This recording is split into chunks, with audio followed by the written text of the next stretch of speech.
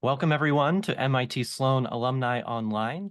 This is our last webinar of the academic year, and we are so pleased to have Jared Curhan joining us.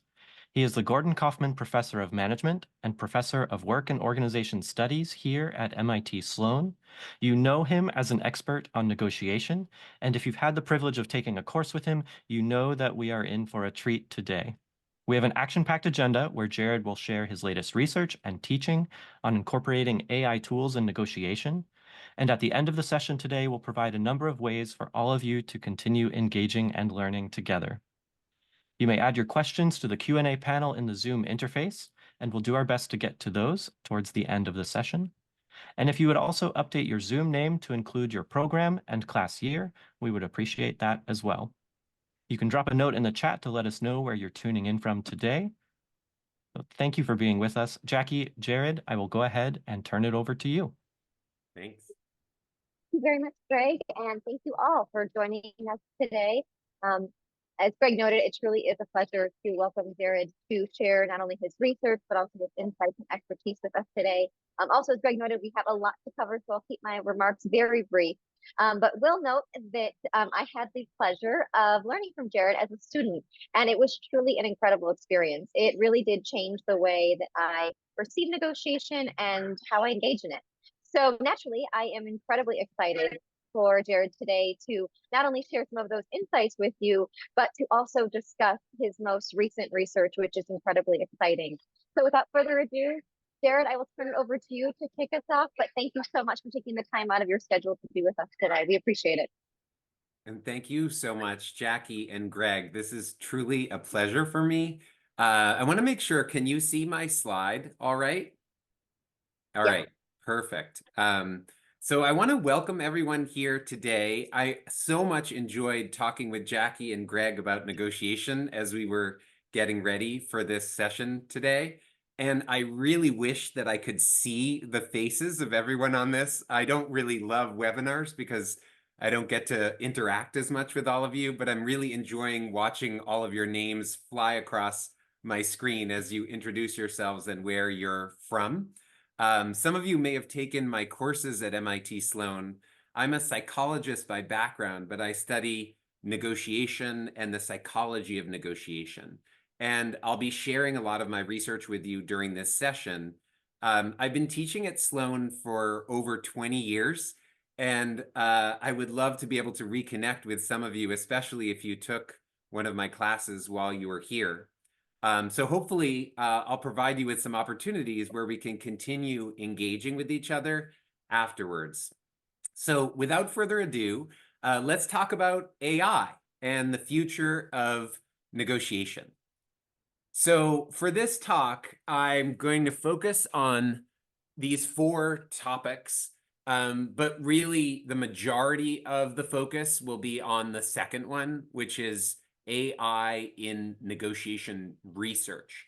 That's where my primary focus is at MIT as a researcher, although I also really enjoy teaching and practicing negotiation. But most of this talk will focus on negotiation research. We'll also talk about what is AI. We'll learn about how AI affects negotiation practice and teaching.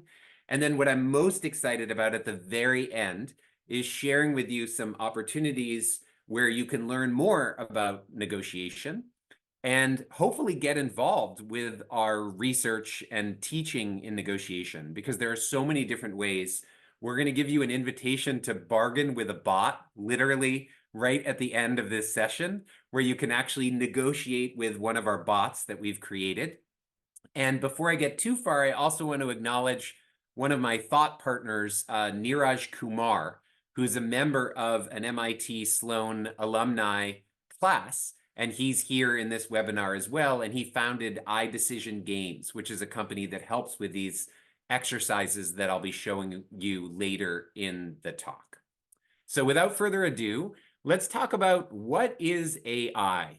I'm guessing most of you think you know exactly what AI is, but these days, when you say the word AI, most people think generative AI. They think about things like GPT-4 or one of its competitors. But in fact, AI is much more general than generative AI. The definition of AI, technically speaking, is just the ability of a digital computer or computer-controlled robot to perform tasks commonly associated with intelligent beings. So I just want you to reflect for a moment on how general that definition is. Really, it's making computers act like humans, even though today we think of it as generative AI. You can see on my slide, there are a number of other topics, some of which you may already be familiar with, which are all generally classified under the umbrella of AI. And we're going to be discussing projects that use those different facets that are on my slide throughout this talk. So let's get started on the research, which will occupy the majority of the presentation.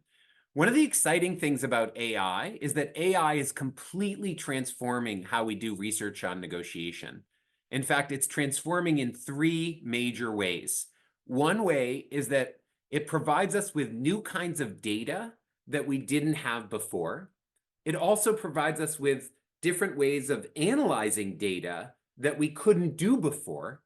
And finally, it provides us with new forms of confederates. You probably don't know what that word means in the context of research unless you're a researcher, but in psychology, we use the word confederate to mean like a counterpart who we could give you to negotiate with.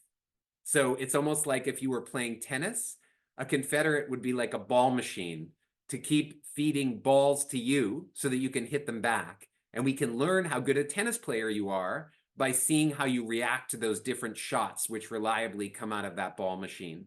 So I think of AI, especially generative AI, as a great form of confederate. So I want to share with you 4 research projects that tie into these 3 benefits of AI in negotiation research. The first 2 projects are thin slices and facial expressions, giving you examples of new forms of data. The next project is on silence in negotiation, which gives you an example of a new kind of analysis that we can do with AI. And the third project is called negotiation personas, which gives you an example of how we can use AI as confederates in training and teaching, as well as in research. So let's get started. Thin slices in negotiation is a great example of how AI can transform the data that's available for us to analyze in research. In this study, we had people negotiate in a simulated setting, like let's say between a recruiter and a candidate. And in that negotiation, we simply listened to the negotiation using a digital recording device. So this is what our data looks like. Essentially, it's just a digital recording of a negotiation, which we then parse and create features, which together, remarkably, predicted 30% of the variance in the objective value of the negotiation without even listening to more than the first 5 minutes. So this is pretty remarkable because we were able to predict the outcome of a negotiation simply by listening to that beginning moments of the process. And I want to share with you what we found. You'll also notice that there's a QR code on some of my slides. That's a way for you to access the actual original article in which we found these findings. And so if you want to dive deeper than what I'm talking about here, just feel free to click on those URLs during the talk, or I should say photograph those. Point your camera at those. We will also have copies of those made available after the talk as well. So in terms of the results, we actually found that there were 4 features of these conversational dynamics that we explored that had some effect on negotiation. The first one, as you can see on my slide, is activity. That's the proportion of time people were talking in the negotiation during the first 5 minutes. And we found that for high status parties, vice presidents, talking more was associated with better objective outcomes. But for low status parties, we did not see that effect.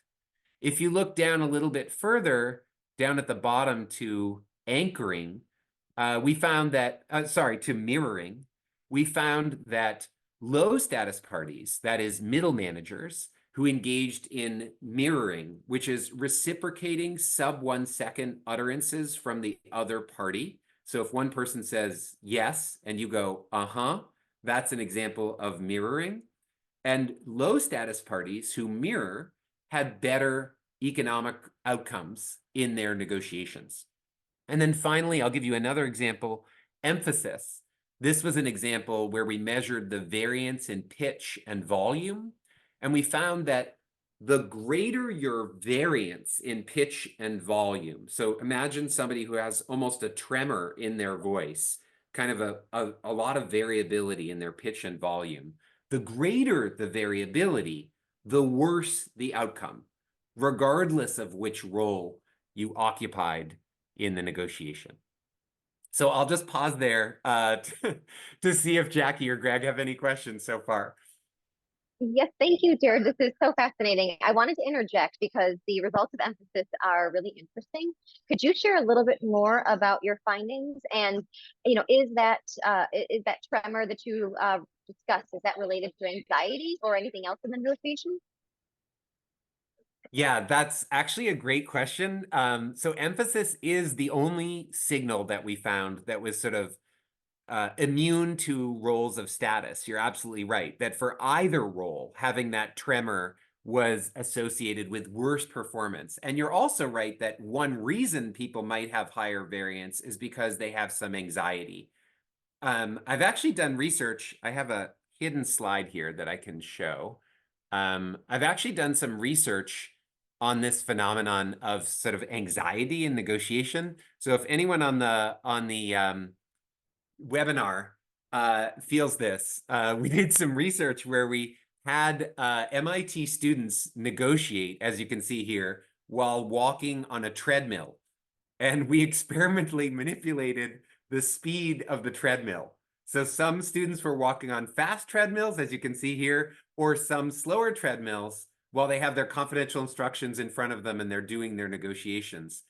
And what we found is that people who had negative associations with negotiation, people who dread it, like you're saying, Jackie, maybe somebody might have some anxiety. If you dread negotiation, walking on a treadmill was associated with worse economic performance and lower subjective value, which is the feelings people have when they leave a negotiation. But people who had positive associations with negotiation, when they go on a faster treadmill, they actually get better objective performance in their negotiations and have higher subjective value. And we found we could replicate this effect both with people who are seated or walking, as an analogy to going on a fast treadmill, that would be the walking, or being seated, the slow treadmill. So I think the moral of the story, based on our results, is that if you're somebody who has a lot of anxiety when you negotiate, it's really important to reappraise that anxiety in a way that's compelling. Like we find that people who reappraise their anxiety as excitement can actually perform better in negotiations. So we found that this was the main mechanism for this effect. So Jackie, I'm actually glad you asked that question because I think that this is something that a lot of people wrestle with in negotiation, that it's very stressful. And it's really important that the way we construe our own body's reactions, everybody sweats when they negotiate, but if you construe that as anxiety, you're going to perform worse. Whereas if you construe your elevated heart rate as excitement, then you can often perform better. That's fantastic. Thank you so much. And it's great help for everybody too on the line, I'm sure. I hope so. So here's another example of a study that we did that, or I should say a series of studies that we're doing that utilize a new kind of data that's made available through AI, and that is facial expressions. So using AI, we can actually process people's facial expressions in a very fine-grained way. And the company that really pushed this forward at first was founded at the Media Lab at MIT. It's a company called Affectiva that was developed a while ago. Another company that was developed by an MIT Sloan graduate called iMotions helps us put this into practice in our research. And I want to share with you an example of what we can do now, thanks to AI. I'm going to show you two MIT Sloan MBA students who gave permission for me to show a video of them negotiating with our facial expressions analyses overlaid on top of it. So here we go. So let's do that. So the person on the right, you can see these mapped landmarks. Notice her brow right here at this blue point where she kind of thinks and she's furrowing her brow. That's an example of something that may indicate contemplating something in a negotiation or thinking about something in a negotiation. Here's another example where we put landmarks on his face. And you're going to see an example of a brow raise when the indicator gets to this green bar over here. And you can think to yourself, what does it mean when his brow goes up like that during a negotiation? As you might imagine, we sometimes call that a flinch. Like somebody makes an offer to you and you go, what? You know, you kind of react in a way that's surprise. And that's important in negotiation because you want to signal to the other side that what they've just said is not acceptable. And if you don't do that right away, they might get carried away and go further and further down that path, which you wanted to indicate was not a good path. You didn't want to go down that path. So those are examples of the research we're doing on facial expressions. So Jared, I wanted to interject because in the previous study, the status of the negotiating parties had an impact on their outcomes. So did you find that to be true in this study as well? Yes, as a matter of fact, we do find many status differences when we study facial expressions. So as an example, we have one study on what we call incoherence, which is the incoherence means, are my facial expressions sending a different message than my words? So if I'm in a negotiation and I'm disagreeing with you, am I disagreeing while smiling like this? Or do I have a different kind of facial expression? So we would say disagreeing with a smile is incoherent, whereas disagreeing without a smile might be more coherent. And in our very preliminary results, we have to kind of confirm these in replication studies. We're finding that high status and low status parties have really different effects on their counterparts when they exhibit incoherence. So when a high status party is disagreeing with a low status party and they're smiling, the low status party often has higher subjective value. This high status party is smiling at me, so I'm happy about that. They're giving me positive feedback. But if a low status party negotiating with a high status party smiles while disagreeing, that tends to result in lower subjective value for the high status party. So this may mean that, as you said, Jackie, that status actually plays a really important role in how we interpret somebody's facial expressions, especially relative to what they're actually saying in that negotiation. That's fascinating. Thank you. Yeah, sure. So let's move on from data to analyses. So I give you examples before. These two projects are examples of projects where AI provides us with new kinds of data, like audio signals that we can use or facial expressions that we can analyze. But also AI provides us with different types of analyses. And for that, I want to share with you a project on the role of silence in negotiation. So most people, when they think about silence, they might think that silence in negotiation is a form of intimidation. You know, that expression, giving someone the silent treatment? That's usually not good when you're doing that to someone. So most people have negative associations with silence. But in negotiations, silence can sometimes have a positive effect. And I want to kind of explain what happens here. So if you ever took a negotiation course at Sloan or elsewhere, you know that in negotiation, there are basically two kinds of dynamics that can unfold. One dynamic is called value claiming. Some people think about negotiation as though it's a tug of war between two sides, and there's either going to be a winner and a loser. In negotiation, we call those distributive situations or zero-sum situations, where you could claim value to get a better outcome. But Equally important in negotiation is another dynamic that we call value creation. And value creation is when you expand the pie in your negotiation. In order to be an effective negotiator, you actually need to be good at both value claiming and value creation. But the problem is that most people approach negotiations assuming that everything is value claiming. And so they don't entertain the possibility that value creation might happen. It might actually work and it might be good for the parties. So one of the major areas that negotiation scholars have focused on is trying to encourage negotiators to recognize opportunities for value creation. And in this project, we used silence as a means of helping people recognize those opportunities. So here's an example of one of our studies using AI, where we took a negotiation and we sort of divided it into utterances. Imagine this is a negotiation between two parties, and one party is represented by the blue boxes, and the other party is represented by these orangish boxes. So using AI, we can take the transcript of that exchange back and forth between the two parties, and we can ask AI to find for us every instance of value creation. Think of these as breakthroughs that took place in the context of that negotiation. Then, in addition, separately, we look at every instance of silence that was happening in this negotiation, not looking at the transcripts, but actually listening to the audio recording of the negotiation using technology.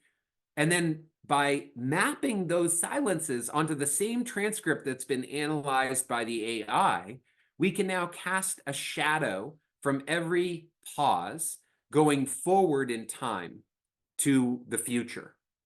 And what we found from that analysis is that value creation was 1.85 times more likely to happen within 5 turns after a pause than at any other point in the negotiation.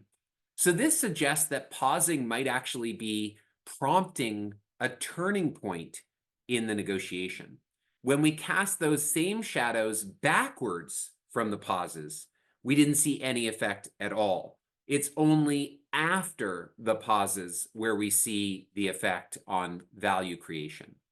Now, you might be wondering at this point, but wait a minute, that's an observational study.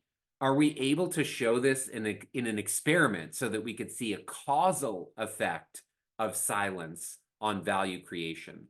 So we did just that. We actually had an experiment where we instructed some participants to use silence in their negotiation, and other participants, we did not give them that instruction.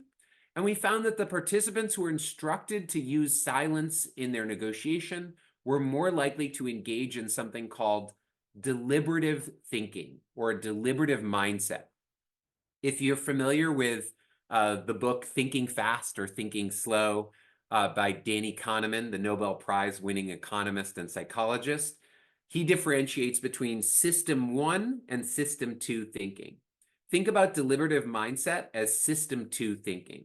It's not reactive, it's contemplating something before you react. It's thinking before you speak.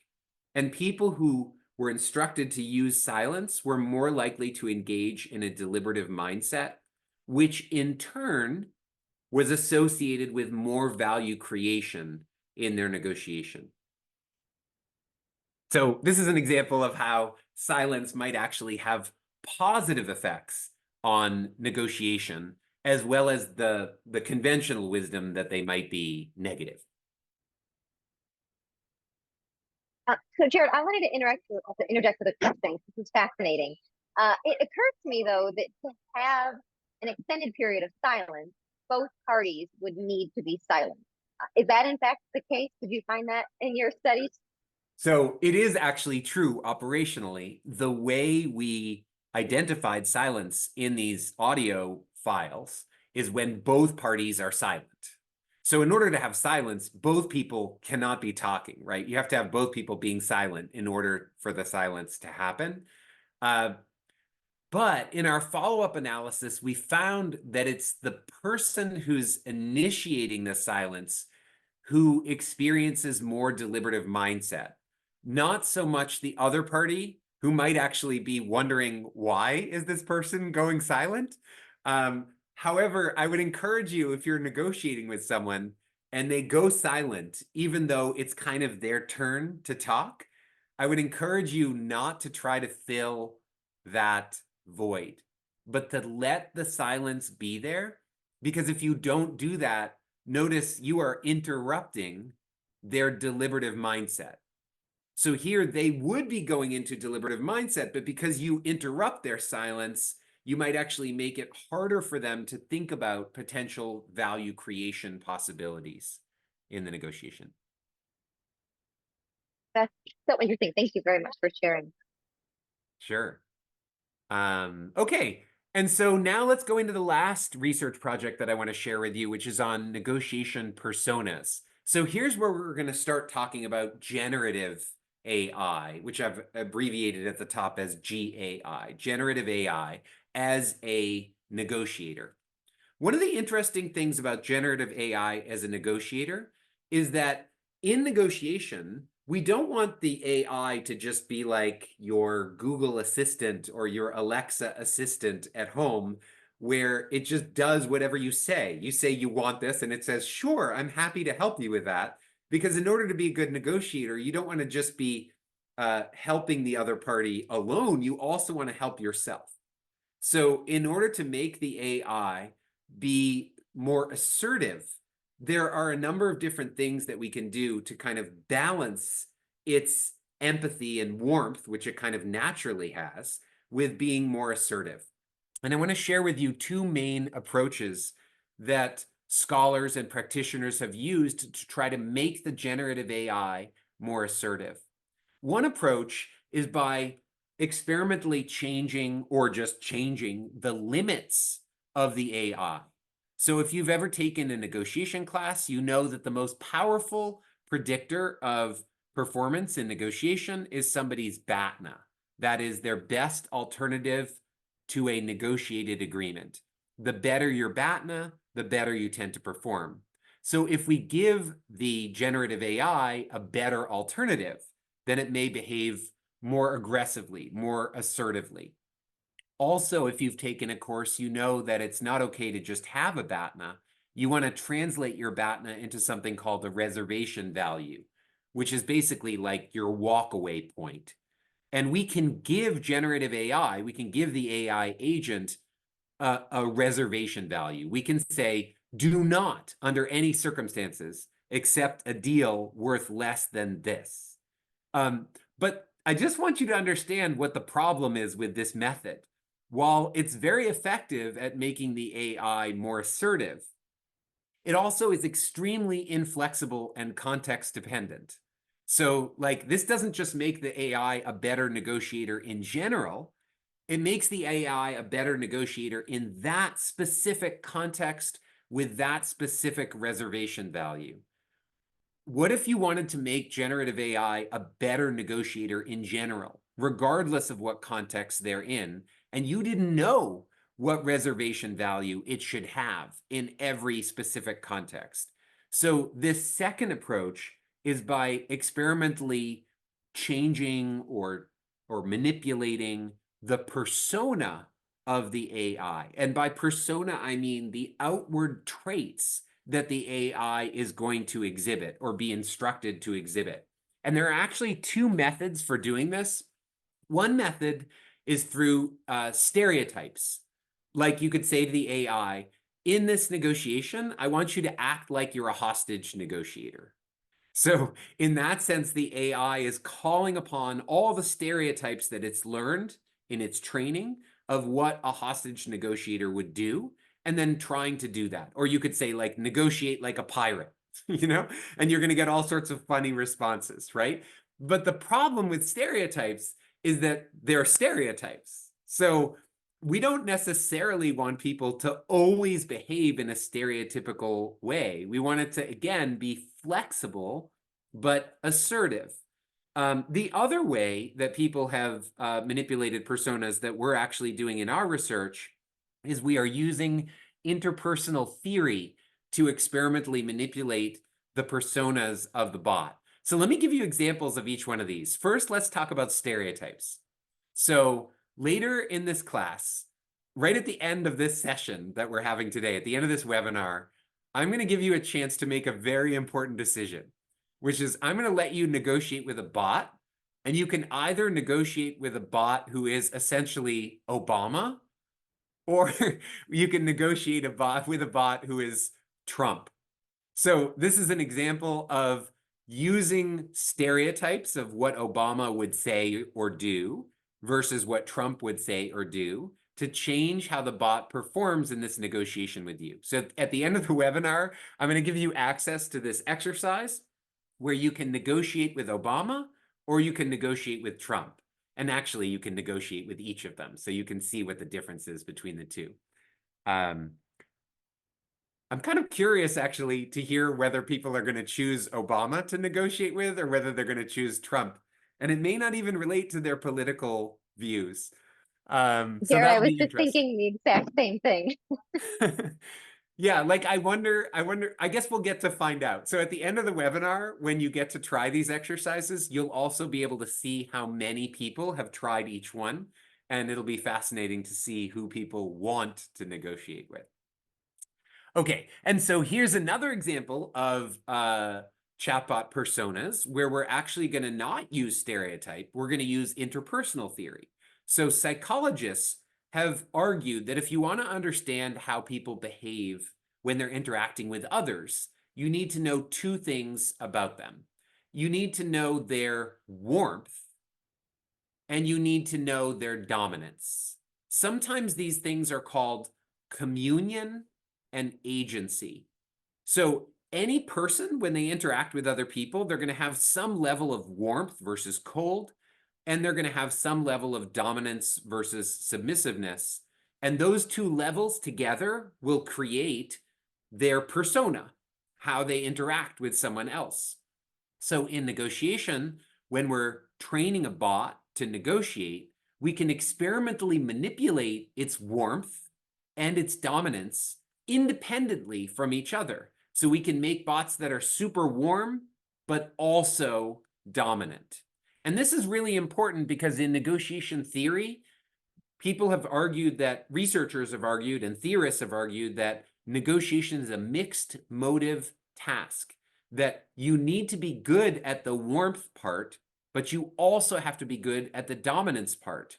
Other scholars have argued that we should separate the people from the problem and be hard on the problem, but soft on the people.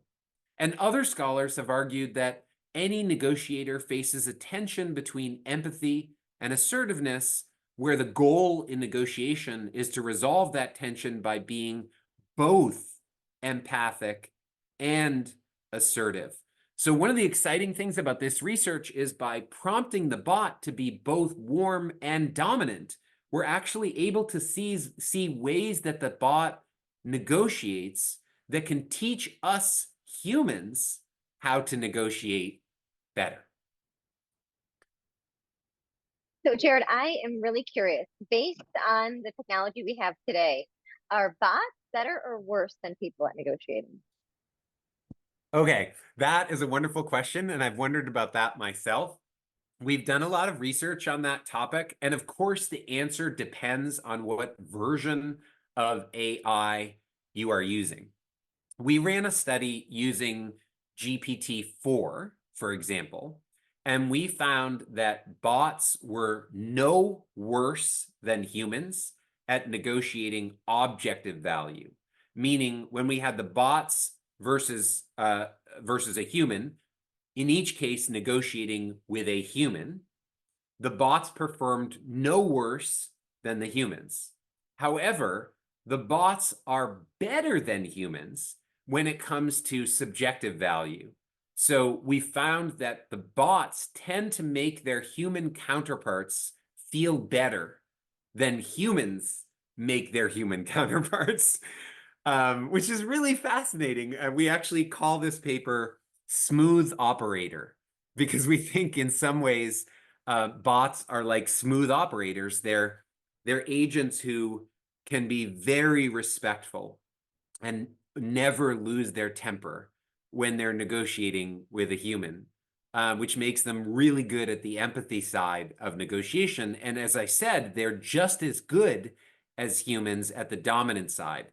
I actually think that with newer versions of AI, bots will become better than humans at the objective value side of negotiation while maintaining their advantage over humans in terms of the subjective value in the negotiation.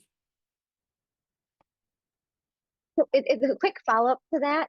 Could you just maybe speak to your thoughts on what would then stop companies from wanting to use bots to negotiate as opposed to potentially, someone in human resources department? What would prompt them to stop using them or to use them? Well, to keep using people over the bot. Oh, I see. I see.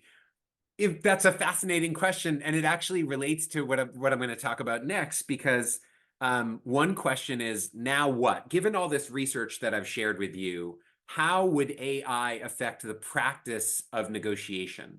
Like, could companies now start using AI instead of people to do their negotiations? And indeed, that's already happening. So I think there are basically two ways that AI is revolutionizing the practice of negotiation. One is, as Jackie said, companies or organizations using AI as an agent rather than people to negotiate on their behalf.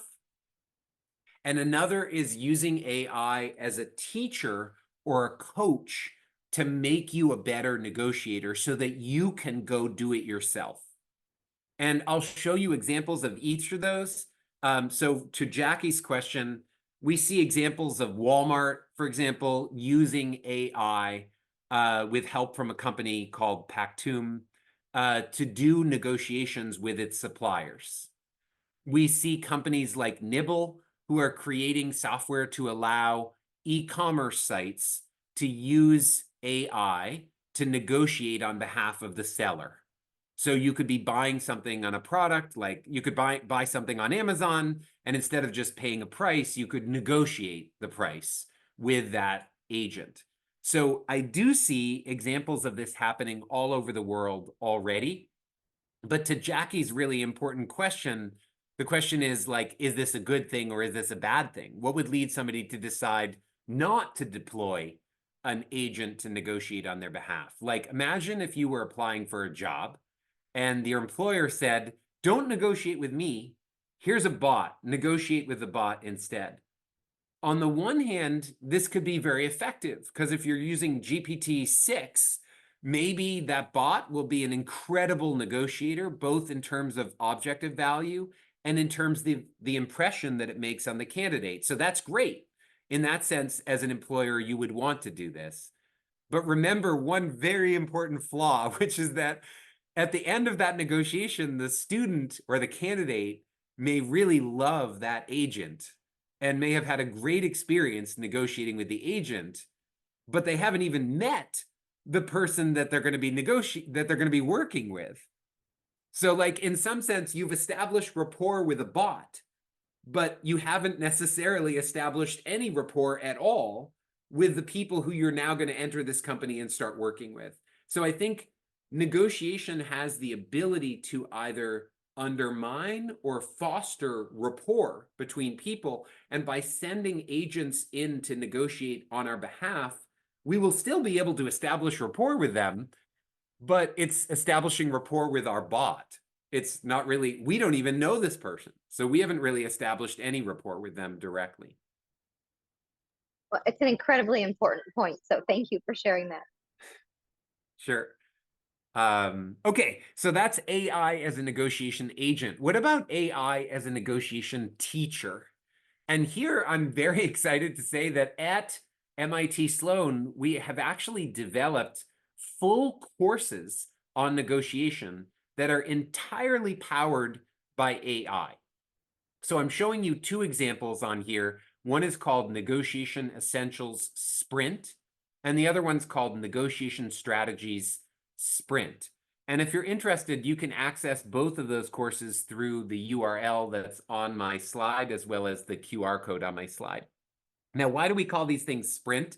Because these are on-demand courses. Like, we've never been able to do this before in any domain that I know of, where, yes, you could take classes online. That existed a long time ago. But taking a class online at your own pace and having it be fully interactive, where you can actually negotiate with agents that help you practice your skills, that is incredibly convenient. So this kind of learning on demand is a way that AI is completely revolutionizing the way we teach negotiation. You don't all have to show up in the same place at the same time, even if it's on Zoom, in order to participate in a negotiation course. Everybody can do it whenever they are available. There's no need to pair up with other students and all the logistical complications that that creates, but rather you're paired up with a bot who's ready to negotiate with you at any time of the day or night. And you can also negotiate in any language with these bots. So like you can negotiate in whatever language that the bot has already learned. And that makes it much more convenient to learn skills in your own native language. I also think that there are some advantages of this way of teaching using AI that have to do with accelerating learning. So the advantage of AI is that learners can repeat the same negotiation again and again with the same counterpart. And each time you do a negotiation, you can simply erase the memory of your counterpart and then do it again. So if in one negotiation you feel like you could have improved on something, you can just click a button, go back, redo that negotiation, change that behavior, and see if it has a better effect on your counterpart. And even better, now we can give people instant feedback on how well they are negotiating, and we can give them coaching from the AI on what the skills are that they could develop to be a better negotiator. So imagine, as I'm going to give you an opportunity to try this in a moment, imagine if you were doing a negotiation with a bot, and right after the negotiation, you could get feedback on things that you could have done to do better. And then imagine if you can click a button and go back and try again and see if you can do better the next time. And you can have graphs that will show you how well you're performing in each one of those negotiations. And you can see the point on your graph from your first attempt, but then you can see another point on the graph from your second attempt, and another of your third, and another of your fourth. So you can kind of see your progress as you negotiate successive times with the bot. So I'm really excited about this way that AI is transforming how we teach negotiation. I want to give you an example of something we can do in this class in order to make people a better negotiator. So for example, imagine if you were trying to learn how to be better at dealing with difficult tactics. Your counterpart is using difficult tactics on you, and you want to learn how to respond to those tactics. So my colleague and friend, Bill Urey, has written a wonderful book on this called Getting Past No, which I teach in my classes at Sloan. And it's talked about how difficult tactics come in different flavors. There are stonewalling attacks and tricks, for example. So imagine if you're negotiating with a bot. We have an exercise in the course where the bot is using a tactic on you, like attacking you. You can then respond however you want to that attack. Imagine I respond and I say, I don't think you guys are worth that much. You're asking me for 6.6 million. Notice I'm attacking back. That's not a very nice response. And what does the bot do? Now the bot is going to stonewall me. So I understand your perspective. However, considering industry standards and market realities, 6.6, once again, is our final offer. Take it or leave it. That's called stonewalling. So imagine if at this point, like, I lose my temper and I say, like, can't you guys move at all? What's wrong with you? So notice what's happening is I'm not using the principles that I've learned in my negotiation class. Now the bot's going to use another difficult tactic on me. Like this time it's using a trick. Our capabilities and results are unmatched. We're the best you've got. You won't find better value elsewhere. Is that really true? Or are they lying to me? So now imagine that I did take a negotiation class and I realize, okay, I need to go to the balcony. I need to reframe this comment. So I say something like, okay, I hear you. You're good at what you do. Let's step back and see if we can find a way to generate some options that would help both of us. So now what's the bot going to do? In this case, the bot rewards my collaboration with being more collaborative with me. So in this sense, it gives you a chance to practice dealing with difficult tactics in a way that we never had before. And then after your negotiation, it gives you feedback, not just in general, but feedback on the specific concepts that we've just taught in the class in terms of how to be a better value creator, even when your counterpart is using difficult tactics on you. And you can ask follow-up questions. You can talk about different tactics and learn more. The bot can go as deep as you want into that learning. I'm running out of time, but I'll share with you one last example of a tool in the class, and that's something we call time machine. Imagine if I go back to this transcript and I say, I wonder what it would have looked like if I had taken a negotiation class earlier. So let me go back to this point where I lost my temper, and I'm going to just click this timer right here. So if I click this timer, then I can go back and I can edit this response that was really losing my temper. And I can see how the bot will respond to my edited response. And then we can continue the whole negotiation all the way to the end, creating a parallel universe where essentially we've just branched from what happened at time one to a totally different ending of that negotiation at time two. And we can save all those transcripts so people can continue to learn from them. So the course has much more in it that I don't have time to talk about. We talk about value claiming techniques, influence, value creation, subjective value. And we have a new course coming out very soon where we're also talking about barriers to negotiation, like psychological biases, multi-party negotiation, team-on-team negotiation, and of course, dealing with difficult tactics, as I just showed you in negotiation. So unfortunately, I'm just about out of time, but I promised you I would give you opportunities at the end of this webinar where you can learn more. And I also want to leave a little bit of time for questions. These are my favorite books on negotiation. Getting to Yes is the most popular book ever written on negotiation. Getting Past No is a sequel on dealing with difficult tactics. Cialdini, who's a social psychologist like me, wrote a book called Influence, which is really interesting ways of claiming value in negotiation. My favorite book of all time in this field is called Difficult Conversations, which is a book that doesn't even have the word negotiation in the title, but it's a book about negotiation.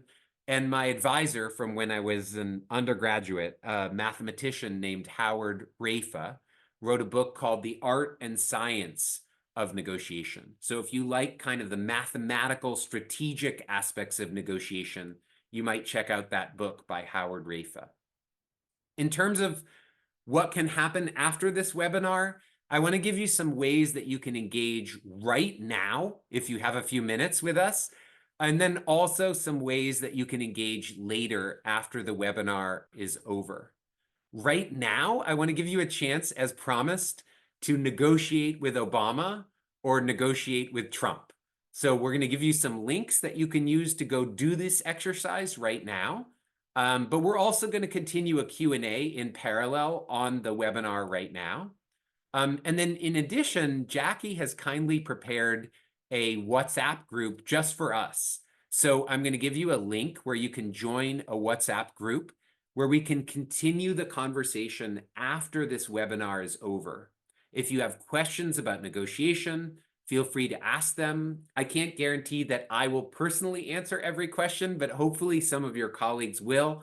And I'm looking forward to being on that WhatsApp group as well. Plus, I hope you'll talk about your experiences, since we won't have time for that right now, in the Obama and Trump exercises. So if you want to compare notes on what happened, you'll find when you go into those exercises that there's a leaderboard. So after you're done with your negotiation, it will ask you if you want to put in your name or a pseudonym. And then on a leaderboard, your outcome will show up ranked relative to every other Sloan alumni's outcome. So this case is for Sloan alumni. So you're going to see all those graphs have Sloan alumni on the graphs, and these people's names, you might recognize them because they may be your classmate on the leaderboard. And then we'll also show you graphs of how everyone performed. And finally, when it asks you to put your name on the leaderboard, it's also going to ask you if you're willing to share a copy of your transcript with Obama or Trump with the rest of the class. So if you check that box, then other people, when they see your name on their leaderboard and they say to themselves, wow, how did Greg get that outcome? How is that possible? Greg clicked the box, so you can click on Greg's transcript and you can actually see how Greg got such an amazing outcome from Trump or whatever he did. So here are some ways you can engage later. First of all, if you want to participate in the course that I've been describing, it's called the Negotiation Sprints. You can get it right off the shelf, the one that's currently available to the public. And that one is polished and done. The end of it, you get a certificate from MIT Sloan. It's very formal. Or, and I'm very excited for this, those of you who really want to be testing new stuff that we haven't even released yet, can participate in an alpha test of some new versions of these courses that are not out yet. The price point for alpha testing is way, way lower than the price point for buying an off-the-shelf course, because I'm assuming people who are buying the off-the-shelf course, they may have an expense account for work that can pay for that. And in that case, you might want a certificate. You're going to get the formal polished course. Whereas if you're alpha testing, there's kind of an implicit agreement that you're giving us feedback on this course as you go through it, which is why we've decided to charge nearly nothing for going through the alpha testing. We have some costs associated with OpenAI. So there is some cost for doing the alpha testing, but you'll find that it's way, way lower than the off-the-shelf course. And I really hope that as many of you as possible do the alpha testing, because the more of you who do it, the better the experience will be. You'll find all these graphs and leaderboards which show you how well you're doing relative to everyone else who's in your alumni group, who is also participating in this alpha test. So I hope you'll find it to be really fun. You may recognize each other's names on the leaderboards of the alpha test, whereas in the negotiation sprints, those leaderboards are open to the public. So it's much less likely that you'll recognize one of your classmates' names. And then finally, there's one more opportunity for those of you who are from a company where you think your colleagues would actually benefit from getting this negotiation training. I would completely welcome anyone who wants to be kind of an ambassador. We call it an MIT negotiation ambassador, where you would meet with me and we would brainstorm ways to integrate the learning from these courses into your company.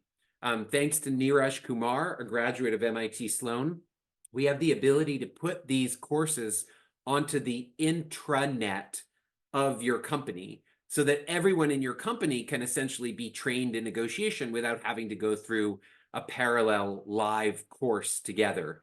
Instead, they see the on-demand course. Okay, so I also have my LinkedIn profile at the bottom if anyone would like to keep in touch afterwards. And now I'm going to share with you all the links so you can go off and do all this stuff if you want to.